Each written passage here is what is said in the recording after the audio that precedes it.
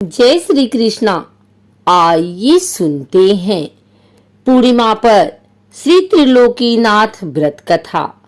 प्रथम निराहार व्रत करें, तत्पश्चात स्थान को पवित्र करावें। स्नान वगैरह से अपने को पवित्र होकर नया वस्त्र और यज्ञोपवीत को धारण करके चौका चंदन करें। फिर लोटे में जल भरकर उसमें 1 पैसा और 1 सुपारी छोड़ देवें और आम का पत्र डालकर कलश को रखें। कलश के ऊपर 3 बत्ती का दीपक कड़वे तेल का जला देवें तथा पान, फूल, गंध, धूप आदि यथाशक्ति 16 प्रकार से विधि पूर्वक पूजा की सामग्रियां और प्रसाद को एकत्रित कर आसन मार कर बैठें। विधि पूर्वक पूजा करके आचार्य के सम्मुख निश्चिंत होकर ध्यान पूर्वक कथा को श्रवण करें। आज श्री त्रिलोकीनाथ व्रत कथा। पहले गुरु को गाइए, जिन गुरु रचा जहान, पानी से जो पिंड रची, अलख पुरुष निर्वाण। प्रथम ही ओम सार को ध्यावे, जेहि प्रसाद निर्मल मति पावे। अलख निरंजन ब्रह्मनादि, सुंदर मुनिगण गावत वादी। रवि शशि ज्योति ब्रह्मांड विराजे, तारा गण विहंग सब छाजे। दिन और रात जगत में कीन्हा, चारों ऋतु समय पर दिन्हा। कीड़ा कुंजर जीव अनेका, जल थल सरता वृक्ष अनेका। जंगल झाड़ पहाड़ बनाए, यह विधि 14 भुवन रचाए। सो प्रभु अलख निरंजन स्वामी, निराकार घट अंतर्यामी। ताकर भेद कोई नहीं पावे, वेद वेदांत सभी गुण गावे। विनय करे महादेव सिंह, नाथ सदा गुण खान। भव सागर से पार करू, दास आपनु जान। कथा प्रारंभ। प्रथम अध्याय। एक समय नारद जी मुनियों के सत्संग में श्री त्रिलोकीनाथ की महिमा का वर्णन कर बताने लगे। तब मुनियों ने उनसे कहा, हे नारद जी, त्रिलोकीनाथ कौन है? आप कृपा कर सारी वृतांत को विस्तार पूर्वक कहकर बताइए, ताकि हम लोगों के दिल का संदेह दूर हो। मुनियों के ऐसे प्रश्न करने पर श्री नारद जी बोले, हे मुनिगण, आपने यह प्रश्न संसार के हितार्थ किया है, तो मैं भी वैसा ही वृतांत आपको सम्मुख कह सुनाऊंगा, ताकि संसार की भलाई हो और जीव पाप कर्मों से निस्तार पावे। इतना कहकर श्री नारद जी बोले, एक समय भारद्वाज का पुत्र सुकेश, शिव का पुत्र सत्यकाम, गर्गोत्री सौर्यायणी सूर्य का पोता, अस्लायन का पुत्र कौशल्य, भृगु का पुत्र विदर्भ देशवासी, केतु का पोता कुबंधी, ये ईश्वर परायण ब्रह्म विश्वासी भक्तजन परम ब्रह्मा को जानने के हेतु हाथों में समिधाएं लिए ऋषि पिपलाद के समीप गए। यह सोचकर कि निश्चय यह मुनि वह सब बता देंगे जो हम जानना चाहते हैं। ये लोग जब वहां पहुंचे तो ऋषि पिपलाद इनसे बोले, आप लोग जो श्रद्धा सहित मेरे पास जानने के निमित्त आए हैं कि संसार में सबसे बड़ा देव कौन है, सो मैं आपको विस्तार पूर्वक कहकर बतलाता हूँ।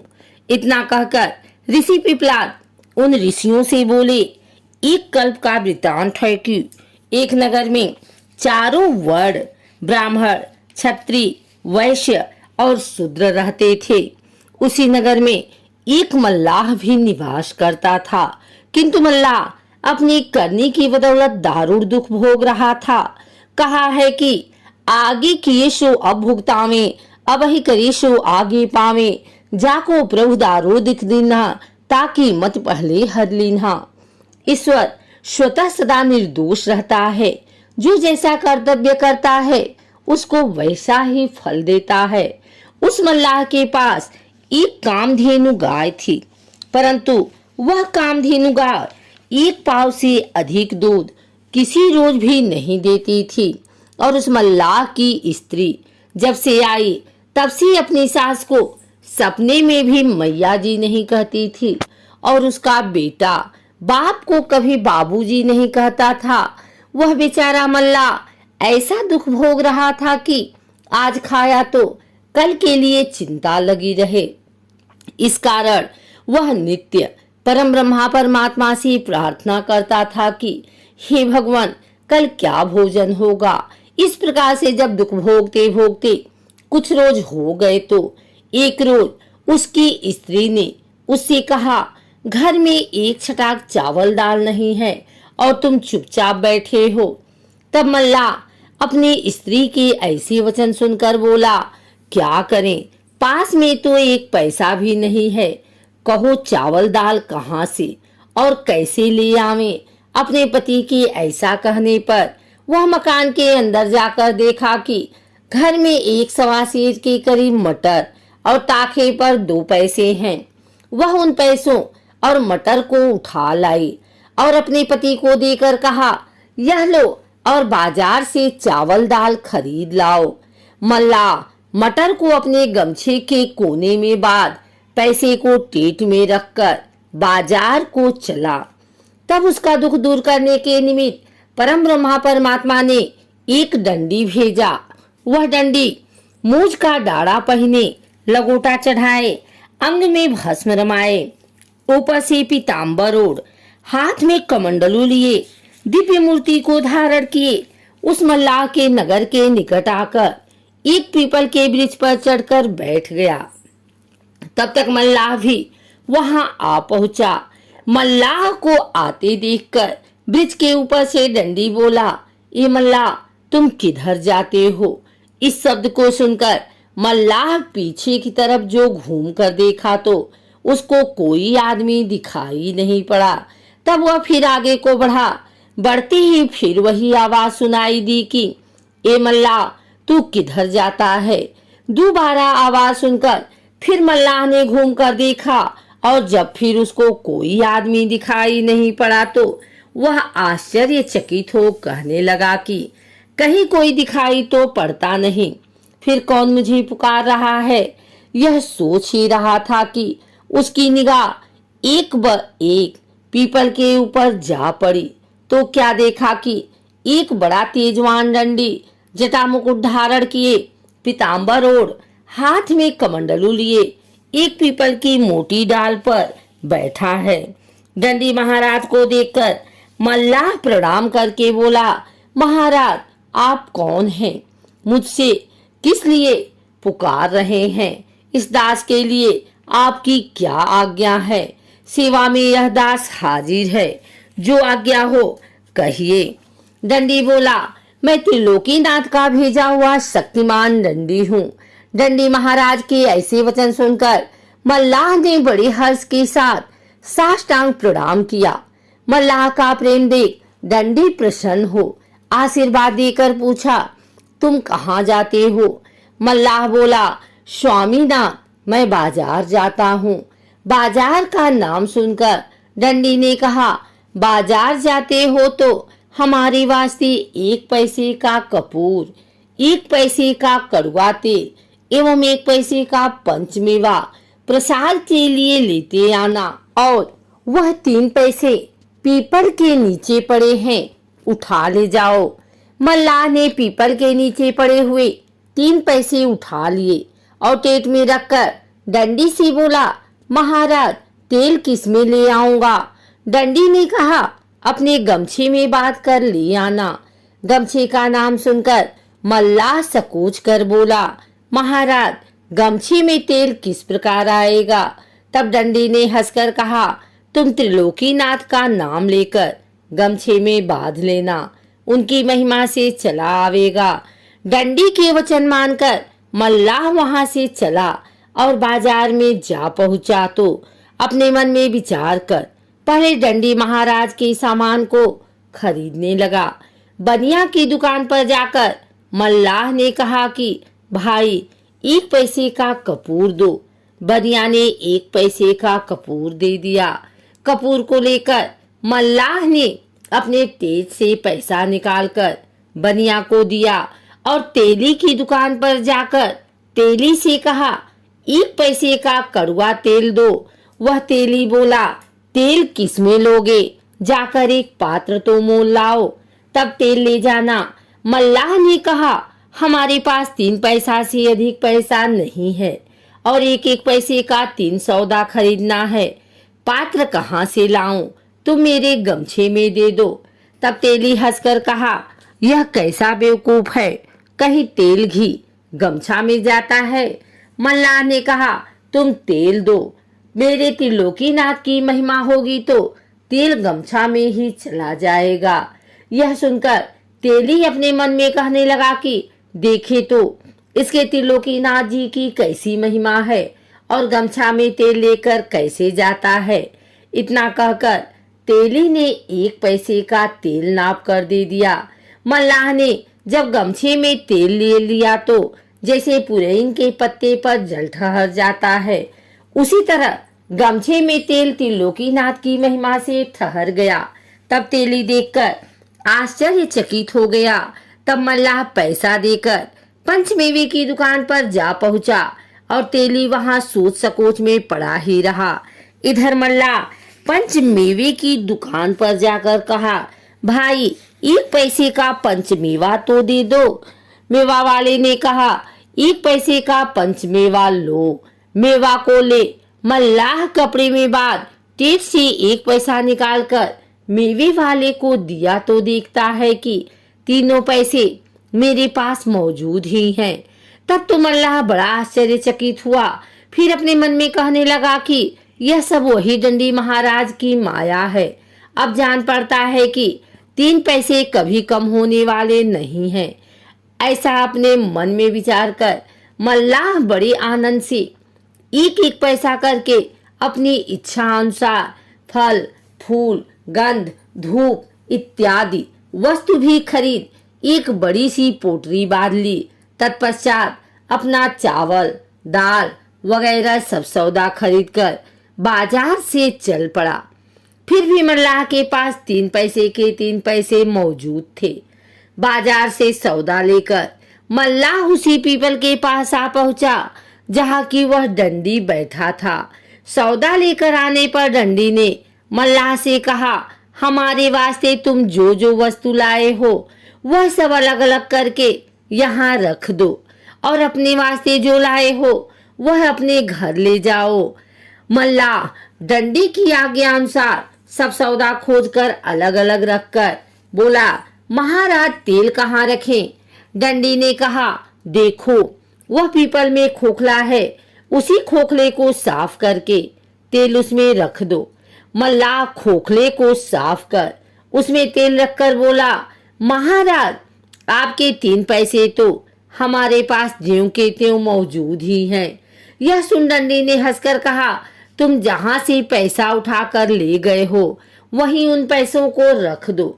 मल्लाह के उसी जगह पर उन तीनों पैसों के रख देने पर डंडी ने मल्लाह से कहा, अब तुम अपना सौदा लेकर जाओ और कल सवेरे ही अपने बंधुओं को निमंत्रण देकर कहना कि अमुक पीपल के नीचे मैं त्रिलोकीनाथ का पूजन व्रत कथा को सुनूंगा। अतः सब सज्जनों को निमंत्रण देता हूँ कि अपने बंधुओं सहित पधार कर सम्मिलित होवें। ऐसा कहकर डंडी ने फिर कहा, ए मल्लाह देखो, जिस आचार्य के मुख से त्रिलोकीनाथ की व्रत कथा श्रवण करना, उस आचार्य को आदर सत्कार के साथ भोजन करा के यथाशक्ति जो हो सके दक्षिणा देकर विदा करना। आचार्य को दान नहीं देने से कोई यज्ञ क्यों न हो, वह यज्ञ निरर्थक हो जाता है। जैसे मजदूर को बुलाकर काम करावे और मजदूरी न दे तो वह अधर्म समझा जाता है।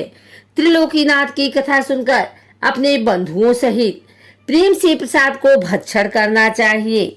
जो कोई मनुष्य त्रिलोकीनाथ के प्रसाद को पाने में संकोच करता है, उसके ऊपर निश्चित जानो कि त्रिलोकीनाथ का कोप होता है। वह मनुष्य महान कष्ट पाता है। और जो मनुष्य त्रिलोकीनाथ का प्रसाद श्रद्धा के सहित लेकर भक्षण करता है, उसके ऊपर त्रिलोकीनाथ अवश्य प्रसन्न होकर मनसा पूरी करते हैं। इस तरह का उपदेश देकर डंडी ने मल्लाह को घर भेजा। जब मल्लाह डंडी के यहाँ से चला और अपने नगर के निकट आया तो उसका लड़का उसको आते देख बाबूजी बाबूजी कहते हुए उसके पास आकर मिठाई मांगने लगा। लड़के को बाबूजी कहते हुए सुनकर मल्लाह अपने दिल में खुश होकर कहने लगा कि आज तक तो कभी भी मेरा लड़का मुझे बाबूजी नहीं कहा। आज क्या बात है कि बड़ी प्रेम के साथ बाबूजी कहते हुए मेरे पास दौड़ा आया। लड़के की बात पर मल्लाह चकित हो प्रेम के सहित लड़के को ले घर चला। उसकी स्त्री ने जब देखा कि मेरा पति एक बड़ा सा गट्ठर लिए आ रहा है तो दौड़ती हुई अपने सासू के पास जा कहने लगी कि मैया जी, आज न जाने कहां से स्वामीनाथ एक बड़ी भारी गठरी लिए आते हैं। यह सुनकर उसकी सास बहुत आश्चर्यचकित हो कहने लगी कि आज तक तो सिखलाने पर भी बहू कभी मैया जी मुझे नहीं कहती थी, परंतु आज क्या बात है कि मैया जी कह रही है। बहू की बात पर वह विचार कर ही रही थी कि इतने में मल्लाह अपने लड़के सहित गट्ठर लिए मकान में आ पहुंचा। गट्ठर को देख उसकी माता बोली, बेटा तुम यह गट्ठर कहाँ से उठा लाए हो? क्या कहीं से चोरी तो नहीं कर लाए हो? माता की ऐसी बात सुनकर मल्लाह ने सारा हाल कह सुनाया। तब तो उसकी माता और स्त्री बहुत खुश हुई और भोजन बना सब प्राणी खा पी कर सो रहे। जब सवेरा हुआ तो उसकी माता, स्त्री और पुत्र तीनों उस पीपल के पास गए। जाकर डंडी को प्रणाम किया। डंडी ने तीनों को बड़ी प्रसन्नता से आशीर्वाद देते हुए कहा कि तुम लोग यहाँ जमीन साफ सुथरी कर तैयार कर दो।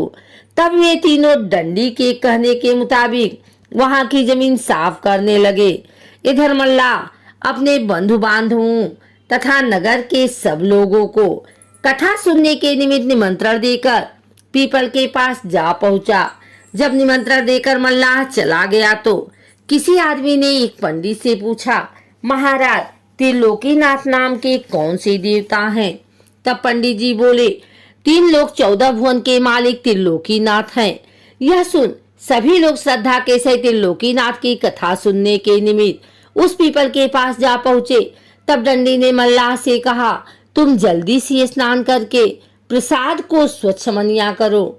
डंडी के कथनानुसार मल्लाह स्नान वगैरह सब विधि से पवित्र होकर प्रसाद को विधि पूर्वक स्वच्छ किया। तब फिर डंडी ने कहा कि चौका चंदन करके प्रसाद को 3 भागों में पृथक पृथक रखो और लोटे में जल भरकर उसमें 1 पैसा और 1 कसैली डालकर उसके ऊपर आम का पत्र देकर 3 बत्ती का दीपक कड़वे तेल का जला दो और कपूर की आरती कर आसन लगाकर बैठो और प्रेम के सहित श्री त्रिलोकीनाथ का सदुपदेश सुनो। डंडी महाराज की यह बात सुनकर मल्लाह बोला, स्वामीनाथ हमारे पास कसैली, पैसा, तेल और कपूर कुछ भी नहीं है। यह सब विधि कैसे करें? आपकी आज्ञा हो तो बाजार से जाकर मोल लावें। तब डंडी ने कहा, कल जो हमारे निमित्त सब सामान बाजार से मोल लाए हो वह सामान वहीं रखा है, उसको लेकर विधि करो। और जो तुम्हारे पास कसैली नहीं है तो जो 3 पैसे बाजार से लौटा कर लाए हो वह पैसे भी पड़े हैं, उसमें से पैसे लेकर 1 पैसा कसैली के बदले और 1 पैसा कलश में पड़ना चाहिए। अतः 2 पैसे कलश में छोड़ दे। तब उस मल्लाह ने डंडी महाराज की आज्ञा अनुसार वैसा ही किया एवं संपूर्ण विधि हो जाने पर डंडी ने कहा, ए मल्लाह, जो मनुष्य अपने बंधु बांधवों आदि को बुलाकर श्रद्धा के सहित त्रिलोकीनाथ का सदुपदेश सुनता है वह अपने कुल परिवार सहित पाप कर्मों से छुटकारा पाकर मुक्त हो जाता है। इतना कहकर डंडी त्रिलोकीनाथ का सदुपदेश श्रवण कराने लगे। डंडी ने कहा, हे मल्लाह, 3 लोक 14 भुवन 7 खंड 9 द्वीप में सबसे बड़े देव त्रिलोकीनाथ हैं। जैसे महर्षि कह गए हैं कि सुरपुर, नरपुर, नागपुर तीनों पुर में आया है। भजन करो भाई आधरा, क्यों तुम धर्म भुलाया है। अंडज, पिंडज, स्वदीज, उद्भिज, जन्नम, स्थावर आदि सब जीवों में जिसकी सत्ता समा रही है उसी प्रभु का नाम त्रिलोकीनाथ सत्यनारायण स्वामी है, जो सारे संसार के पालन पोषण करता और धरता है। इन्होंने अपनी इच्छा के अनुसार सारे संसार को रचा है और वह परम ब्रह्मा परमात्मा अजर अमर अनादि और अजन्मा है। उनका कभी नाश नहीं होता और न वे जन्म ही लेते हैं। वह जैसे सर्वशक्तिमान है वैसा ही उनका गुण तथा कर्म स्वभाव नाम भी अनंत है। जब संसार में घोर पाप होने लगता है तब वह भूमि का भार और दुखाने के निमित्त अपनी प्रचंड शक्ति को देकर एक पुरुष भेज देता है। वही पुरुष संसार में आकर पापियों को मार भक्तों का उद्धार करता है।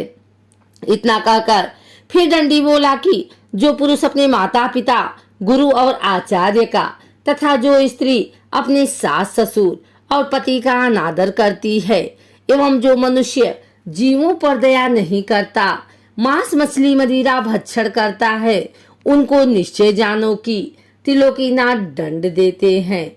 वही स्त्री पुरुष दुखी होकर संसार में कष्ट पाकर मारे मारे फिरते हैं और उनका अनादर के सिवा आदर कहीं भी नहीं होता।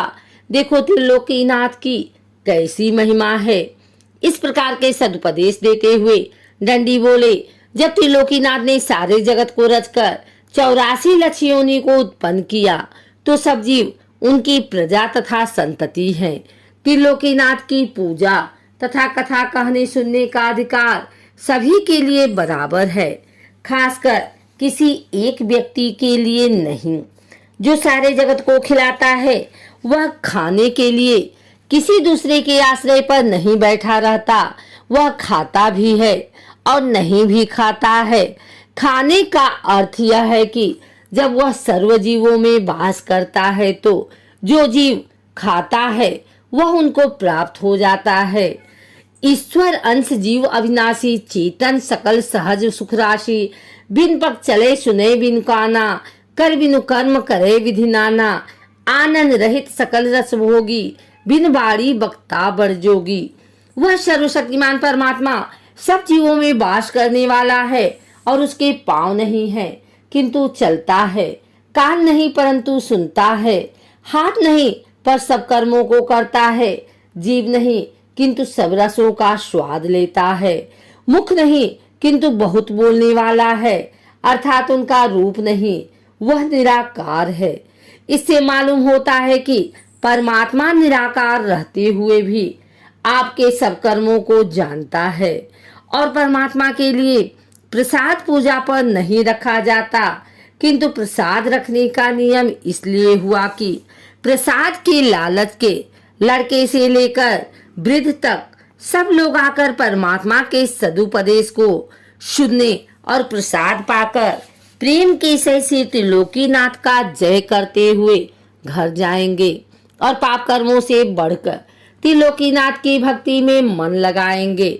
उपदेश के साथ दृष्टांत इसलिए देकर बतलाया कि लोग जाने कि त्रिलोकीनाथ ने किसको कैसे दंड और फल दिए। दृष्टांत को सुनकर कोई प्राणी पाप कर्मों की तरफ कभी नहीं जाएंगे और कर्मों का फल समझकर श्री त्रिलोकीनाथ की भक्ति में सदा लवलीन रहेंगे। इतना कहकर दंडी ने मल्लाह से कहा, अब विधि पूर्वक हवन करके आरती करो और प्रसाद सभी लोगों को बांट दो। हरि इच्छा उसी समय में एक ब्राह्मण वहां जा पहुंचा। त्रिलोकीनाथ का प्रसाद लेकर जाइए, सभी ने उस ब्राह्मण से कहा। ब्राह्मण बोला, पूजा को कौन वर कर रहा है? लोगों ने कहा, मल्लाह। यह सुन ब्राह्मण बोला, मल्लाह का प्रसाद नहीं लेंगे। इतना कहकर वह ब्राह्मण वहां से चल दिया। तब दंडी कहने लगा कि यह ब्राह्मण बड़ा ही घमंडी जान पड़ता है। यह त्रिलोकीनाथ के प्रसाद में छूत मान भक्त का अनादर कर चला गया तो निश्चय जानो इस ब्राह्मण का घमंड त्रिलोकीनाथ अवश्य तोड़ेंगे। संसार में जितने घमंडी हुए हैं किसी का घमंड त्रिलोकीनाथ ने नहीं रहने दिया। देखो कहा है, हरिजन जात छूत जेहि मानी, होई छछुंदर सो मल खानी। जो प्राणी श्री त्रिलोकीनाथ के भक्त में छूत लगाता है वह मलमूत्र को खाने वाला छछुंदर होता है। इतना कहकर दंडी बोले कि अब प्रसाद को लेकर लोगों को बांट दो और जो प्रसाद बचे सो उठाकर अपने घर ले जाओ। दंडी महाराज के कथनानुसार मल्लाह ने सबको प्रसाद बांट दिया। प्रसाद पाकर सब लोग बड़े आनंद के साथ त्रिलोकीनाथ का जय मनाते हुए घर गए और जो प्रसाद बांटने से बच गया था उसे मल्लाह लेकर अपनी माता, स्त्री और पुत्र के सहित त्रिलोकीनाथ की जय जयकार करते हुए अपने घर गया। उस दिन से त्रिलोकीनाथ की ऐसी कृपा हुई कि उस मल्लाह के घर से दरिद्रता निकल गई और घर में लक्ष्मी का वास हो गया। जो कामधेनु गाय उसको 1 पाव से अधिक दूध किसी रोज नहीं देती थी, वह कामधेनु 5 सेर दूध देने लगी। उसी दिन से उस मल्लाह का दिनों दिन धन बढ़ने लगा। नारद जी बोले, हे मुनिगर, जब उस ब्राह्मण ने त्रिलोकीनाथ के प्रसाद को छूत मानकर नहीं लिया और घर गया तो रोग से पीड़ित होकर महाकष्ट पाने लगा। एक रोज उस ब्राह्मण के पुत्र की अचानक मृत्यु हो गई तो वह ब्राह्मण छाती पीट पीट कर रोने लगा और रोते रोते अज्ञान होकर सो गया। तब उस ब्राह्मण के हृदय में त्रिलोकीनाथ ने घोषित किया कि हे ब्राह्मण, तू बड़ा घमंडी है। उस दिन मेरे प्रसाद में छूत लगाकर और मेरे भक्त का अनादर कर चला आया है, यह उसी का दंड मिल रहा है। तू आज से अपने मन में यह प्रण कर ले कि त्रिलोकीनाथ की पूजा करके व्रत कथा को सुनूंगा और भगवान के प्रसाद में छूत कभी नहीं लगाऊंगा। तुम्हारा कल्याण होगा और बेटा जीवित हो जाएगा, नहीं तो तू समझ ले कि तेरा सर्वनाश हो गया है। जो प्राणी त्रिलोकीनाथ के प्रसाद को छूत समझकर नहीं लेता है वह महाकष्ट को पाता है और उसके धन जन का भी नाश हो जाता है। भगवान के प्रसाद में कभी छूत नहीं लगाना चाहिए। प्रसाद को श्रद्धा के सहित ले लेना चाहिए। पीछे पान करे अथवा दूसरे व्यक्ति को दे दें। प्रसाद में जो छूत मानता है उसके ऊपर त्रिलोकीनाथ का बड़ा भारी कोप होता है। जब इस तरह की घोषणा उस ब्राह्मण के हृदय में हुई तो वह ब्राह्मण चौंक कर उठ बैठा और उस मल्लाह का प्रसाद न लेने का उसे याद हुआ तो वह अपने मन में कहने लगी कि मैं उस दिन मल्लाह समझकर त्रिलोकीनाथ का प्रसाद नहीं लिया था, उसका दंड हमको अब मिल रहा है। यह समझकर भयभीत होकर त्रिलोकीनाथ की पूजा कथा सुनने का प्रण किया। आराधना किया तो उसका पुत्र जिंदा हो गया। पुत्र को जिंदा पाकर वह बहुत खुश हुआ और सवेरे ही उठकर त्रिलोकीनाथ की पूजा और कथा की तैयारी कर मन में विचार किया कि पूजा की विधि तो मुझे मालूम नहीं है, मैं पूजा कैसे करूंगा। यह विचार कर वह ब्राह्मण घर से चला तो पीपल के पास गया जहाँ की मल्लाह ने पूजा की थी। वहां जाकर ब्राह्मण ने देखा कि पीपल के ऊपर डंडी बैठा है। डंडी को देखते ही उसने प्रणाम किया। डंडी ने पूछा, कहो ब्राह्मण, कैसी आए हो? ब्राह्मण बोला, महाराज, मुझे त्रिलोकीनाथ का पूजन करना और कथा सुनना है, लेकिन उसकी विधि मुझे मालूम नहीं है, आप कृपा कर मुझे बता दीजिए। डंडी बोला, उस मल्लाह के पास तुम जाओ और वह तुम्हारी सभी विधि को बतला देगा। ब्राह्मण ने कहा, महाराज, वह मल्लाह कहाँ रहता है, मुझे मालूम नहीं है।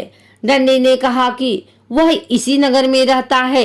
डंडी के कहने पर ब्राह्मण उस नगर में गया और लोगों से पूछकर मल्लाह के पास जाकर कहा, ये भाई, मुझे त्रिलोकीनाथ की पूजा करनी है, सो उसकी विधि क्या है बतला दो।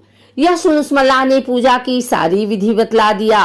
विधि को सुनकर ब्राह्मण ने कहा, ये भाई, तुम कृपा कर मेरे साथ चलो, बिना तुम्हारे गए ठीक नहीं होगा। ब्राह्मण की यह बात सुनकर मल्लाह उसके साथ उस पीपल के पास आया और डंडी को प्रणाम किया। तब डंडी ने पूछा, कहो मल्लाह, किस लिए आए हो? मल्लाह ने कहा, महाराज, इनको त्रिलोकीनाथ की पूजा करनी है, सो पूजा की विधि बतलाने के वास्ते मुझे बुला लाए हैं। डंडी ने कहा, अच्छा, जाओ और सब विधि करा दो। डंडी महाराज की आज्ञा पाकर मल्लाह उस ब्राह्मण के साथ गया और पूजा का सब सामान खरीदवा दिया। तब ब्राह्मण त्रिलोकीनाथ के कोप का सारा हाल अपने भाई बंधुओं में कह सबको निमंत्रण देकर बुलाया। त्रिलोकीनाथ की कथा सुनने के लिए सब लोग श्रद्धा सहित अपने बंधुओं के साथ आए। इधर मल्लाह ने पूजा की संपूर्ण विधि जब ब्राह्मण को बतला दिया तो ब्राह्मण विधि पूर्वक पूजा करके आचार्य के मुख से कथा को श्रवण करने लगे। कथा समाप्त हो जाने पर कपूर की आरती कर सबको प्रसाद बांटा। प्रसाद पाकर सब लोग त्रिलोकीनाथ की जय जयकार करते हुए अपने आप घर गए। तब ब्राह्मण आचार्य को आदर सत्कार के सहित भोजन कराकर यथाशक्ति दान देकर विदा किया। तत्पश्चात मल्लाह को भी बड़ी श्रद्धा के सहित प्रसाद देकर विदा किया। उस दिन से त्रिलोकीनाथ की महिमा संसार में प्रचलित हुई और घर घर पूजा कथा होने लगी और त्रिलोकीनाथ सबको मनोवांछित फल देने लगे। जो प्राणी श्रद्धा के सहित श्री त्रिलोकीनाथ की पूजा करता है उसकी मनसा त्रिलोकीनाथ अवश्य पूरी करते हैं। हर तरह से त्रिलोकीनाथ की अद्भुत महिमा विस्तार पूर्वक नारद जी ने मुनियों से कह सुनाई। यह कथा सुनकर मुनिगण बड़े प्रसन्न हुए और अपने आप धाम को चले गए।